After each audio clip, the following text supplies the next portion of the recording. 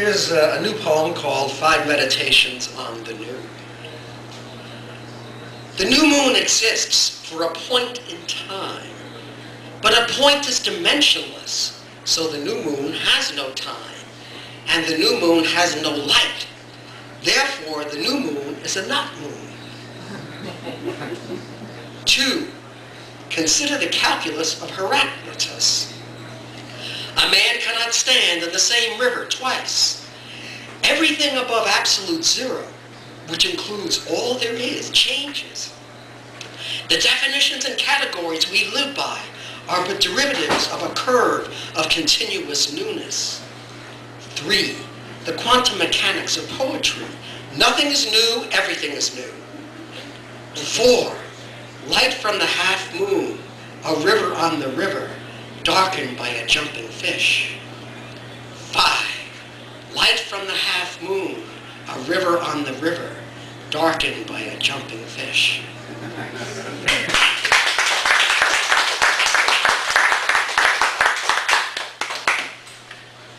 That was kind of an intellectual approach to the nature of poetry. Here's a different approach to the nature of poetry called The Poetry Show. And this is dedicated to Charlie Newman. Despite the purest denial, poetry is part show, a touch of vaudeville, the way to go. But poetry should be straight from the heart. Bull. The heart doesn't feel shit. It's all in the brain, the convoluted gray matter, the source of all chatter. Yeah, a few neurons have been found scattered in the human heart, but only to facilitate the mechanical part. Bump, bump, bump, bump, bump, bump. A source of rhythm, sure, but not emotion or meaning. Screw poetry straight from the heart. Try poetry straight from the heart on, swelling out and demanding acceptance. The purists say we are poetasters. Fuck you, we are poetry tasters.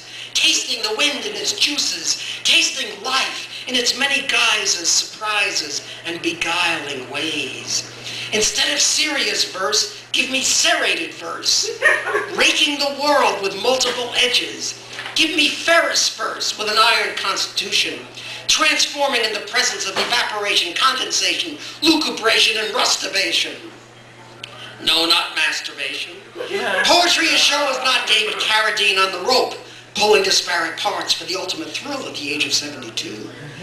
No, bestow the Narcissus Award on the obscurantists who spawn cold verse, impenetrable as glazed granite, behind closed doors in post-shadow decor. Listen to Walt Whitman. Pull the doors off their hinges, then light up both sides. Yes, illuminate the perpetual, irrepressible surge of life through the Paleogene, the Miocene, the Epicene, and the Plasticine. Celebrate the impertinent, the incongruent, the unexpected. Now that reminds me of a joke. There's this guy who collects limericks. You all know what limericks are, right? You know, yeah. Things like, there was a young lady named Bright who could travel faster than light. She went away one day and came back the very next day. She went away one day in a relative way and came back the previous night. That wasn't my poem, so that's why I didn't remember it. But anyway, that's it. But of course we tend to specialize in, like off-color limericks. And this guy especially liked those. And he heard that this lady in Scotland, way up in the hills, in a really obscure place, had the dirtiest limerick ever written. So he has to go over there. He takes the boat, and he climbs the hill and all this.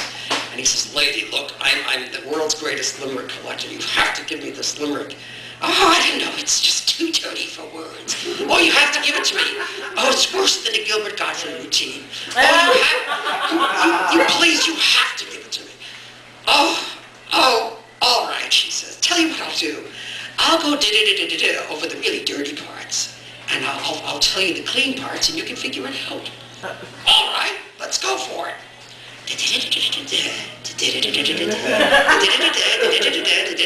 Fuck.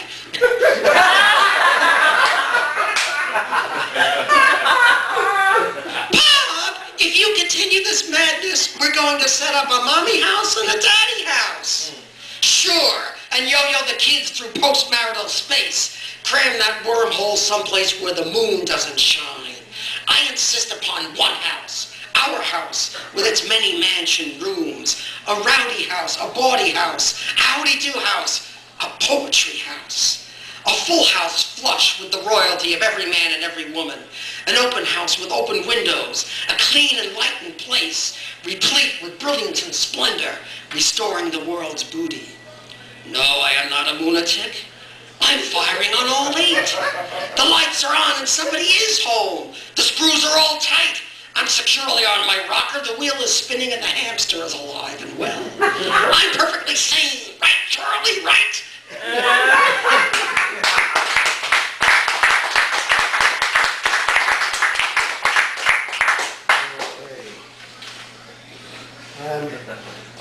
It's just a little something on poetry, a little prose piece here.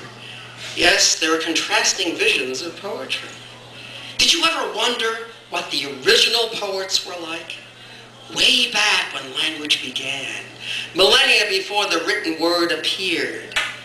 Imagine a caveman poet, standing in front of a fire, his or her shadow tall on the back wall, flickering over pictures of fierce animals and big-breasted goddesses.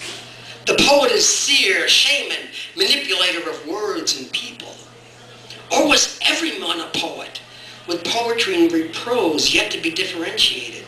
Spirits lurked in the ground, the trees, the air, inseparable from physical things.